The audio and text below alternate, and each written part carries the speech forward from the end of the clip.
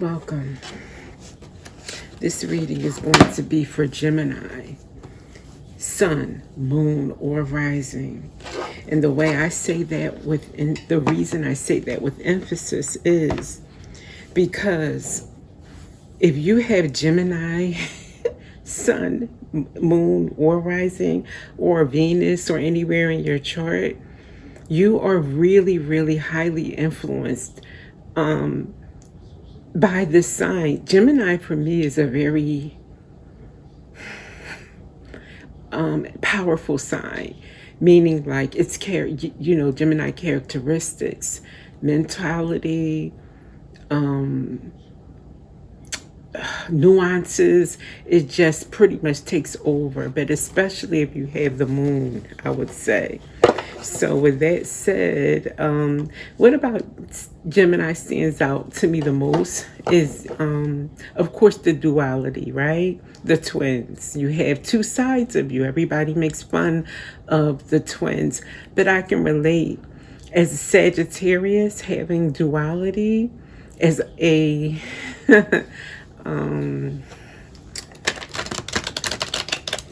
benefit, I would say. A benefit because you see both sides.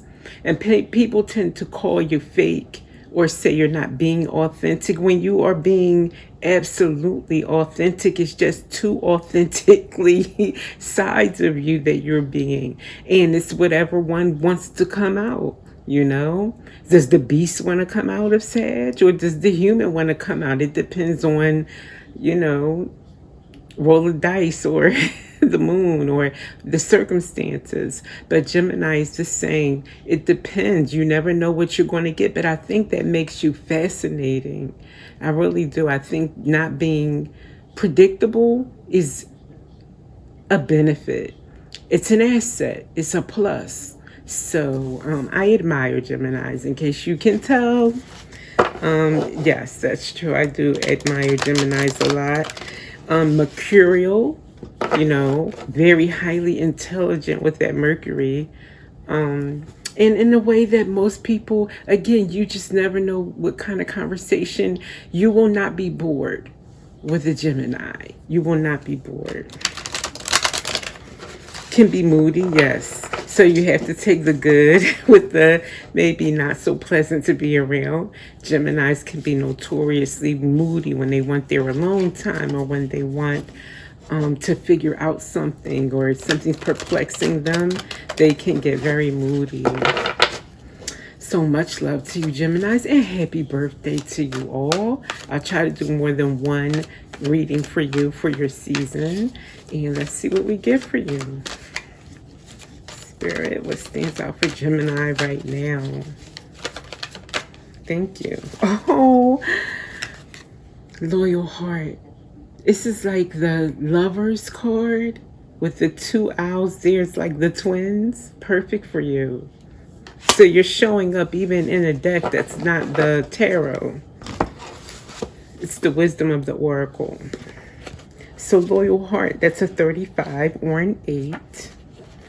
Maybe you're 35 years old, or maybe that number is significant that year for you or something. So let's see. It means fidelity, loyalty, devotion. Evidence of loyalty will appear in your life. Others will prove they are faithful to you, and you will in turn commit fully to them. There is a sure and abiding certainty in your heart. Know that Spirit is always loyal to you. No matter the outer circumstances in your life, trust and have faith, for you are eternally loved, always divinely protected, and divinely directed. Well, someone's going to prove to you that they love you, and you will be doing the same. It's a commitment going on here with this loyal heart. That's what's going on for you in your birthday season. Beautiful. Okay, let's see. Let's go to more. Let's explore more in this.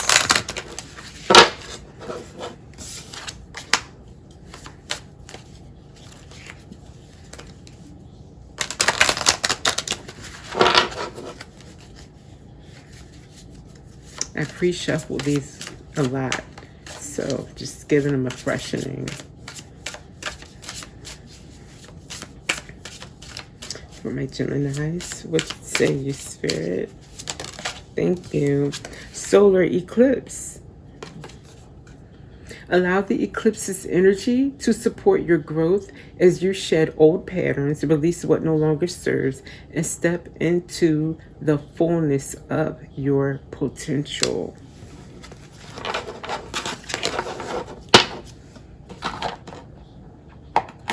Okay. I'm going to get another on that.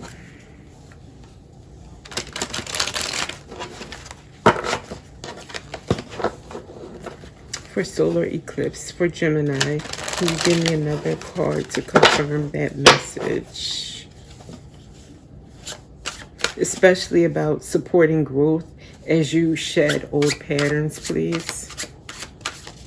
What's this concerning?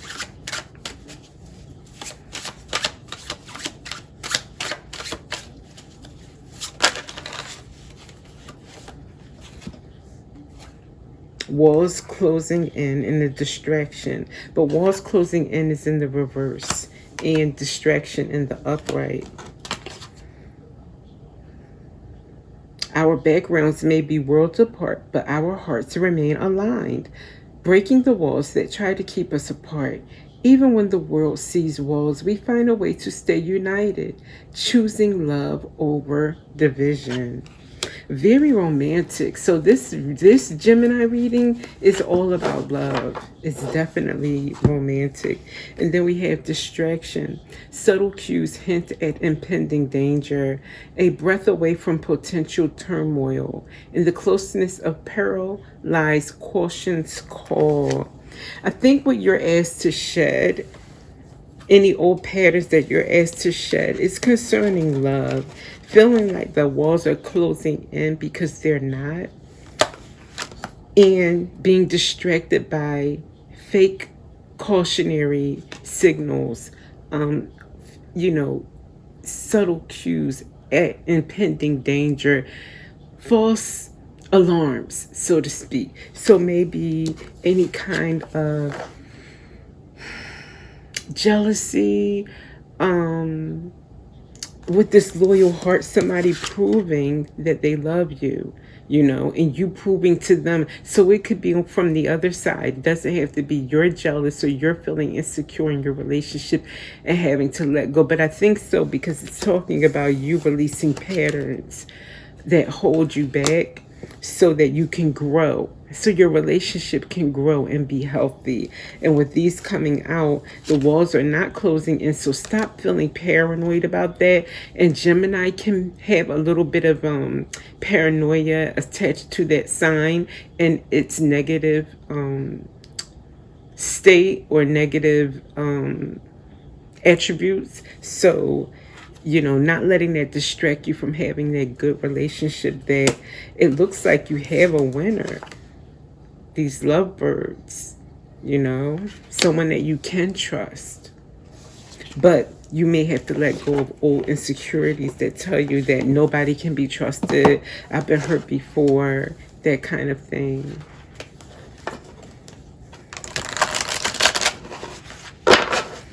Okay. Sorry, Spirit. For Gemini from this deck, please. Thank you. Dragon's Lair, number 19.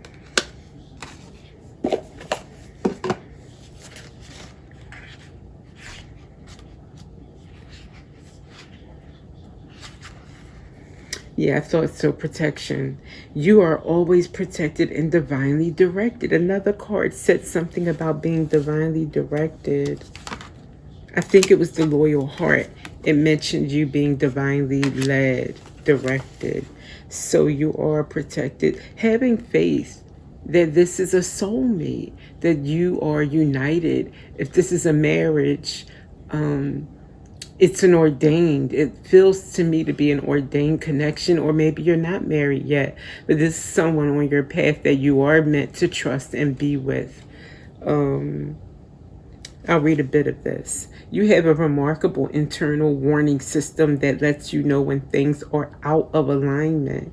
You're about to enter dangerous territory, so tread carefully and be aware of your surroundings. The path you're on now is one that will challenge you to the core. That said, peril is also exciting and exhilarating, like the danger you feel before you enter a relationship, knowing that you'll be changed forever. A life lived fully isn't lived only in safety. A new experience is calling to you, one that will test your courage. The choice is yours, but there is greater value in risk taking than remaining unchallenged. New territories are waiting to be discouraged.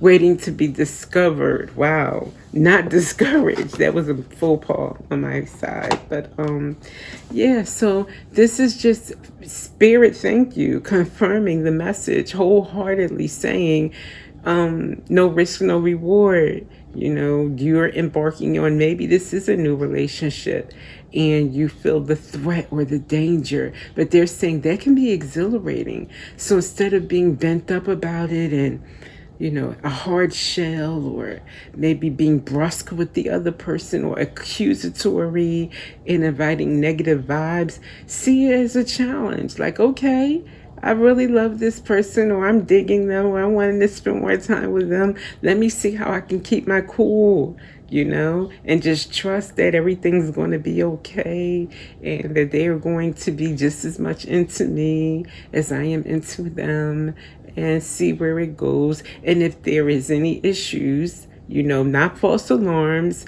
not silly little things to get jealous over, but true, you know, moments or circumstances where you see that you really should not trust that person, and this doesn't feel like that kind of person. But let's just say, for instance, down the road something happens, you face it then, but you don't prepare for it, you don't manifest it, you know, by keep thinking about it and expecting it and wasting the next 2 years where nothing happens like that, torturing the girl, or you know, or yourself, even putting your relationship through unnecessary turmoil when it's all good. It's all good. So don't feel threatened when she's looking good, or you know, or has any, you know, interactions with males, or so. I just feel like it's that kind of situation where any little thing makes you feel paranoid or threatened.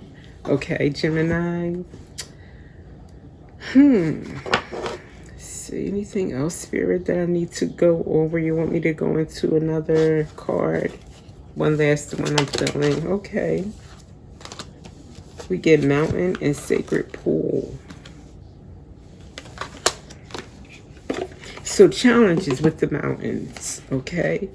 You have some challenges, but what is Sacred Pool? Number 47. The world is a reflection of your thoughts, feelings, and beliefs. Embody the love you wish to see in the world.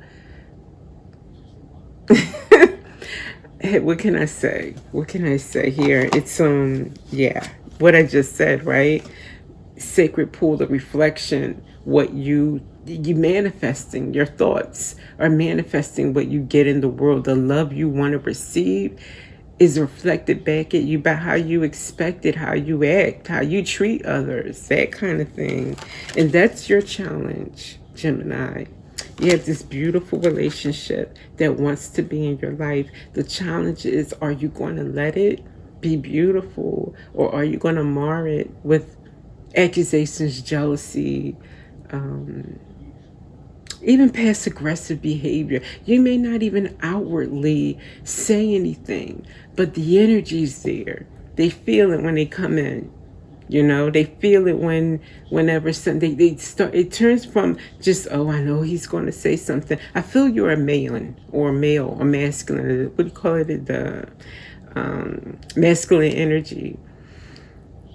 And they may start to be fearful of letting you know things, and they're not guilty, but just kind of like picking up on that telepathy, that unsaid questioning that you might have. They may become fearful of just innocent little encounters or innocent little circumstances. So don't let that be the hallmark of your relationship, because it's toxic, it's poisonous, it's rotten, you know.